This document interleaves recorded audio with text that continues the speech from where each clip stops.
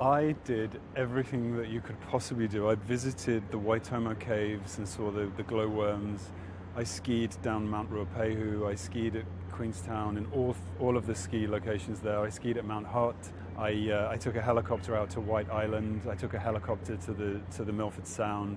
And this was all in my playtime. So I had a lot of off time, so I was able to see some of the things in some of the sites in Queenstown. I was able to travel down to Paradise, which I didn't actually shoot at Paradise, but I got to drive down because I heard it was so incredible. And of course it is.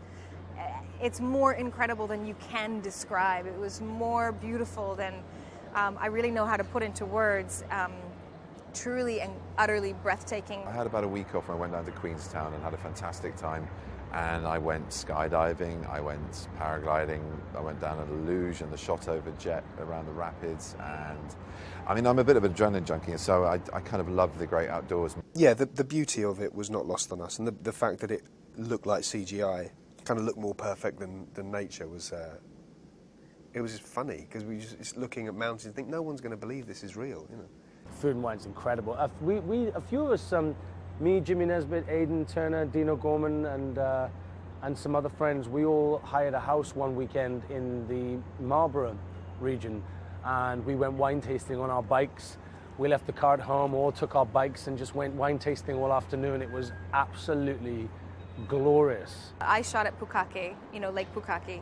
That was for one day, but we were staying on the lake. So when I wasn't working, I just got to walk around and see the beautiful sights. And even driving from Queenstown to Lake Pukaki was such a glorious drive. The one thing I left New Zealand remembering is how warm the people were and how generous and kind and welcoming they are.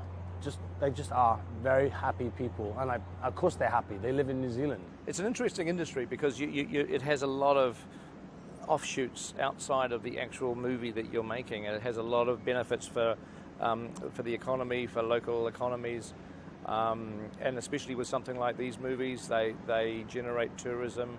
I can't really think of any other industry, any industry that has the reach and the depth. It's interesting because Tolkien wrote these books. He created the mythology. He actually said in some of the letters he wrote, he said that mythologies should be built on and adapted by other people in other mediums. He kind of, it's like that's what mythology is. It expands, it completely develops. And now New Zealand has played its role in the mythology of Middle Earth, and it will always be there, yeah.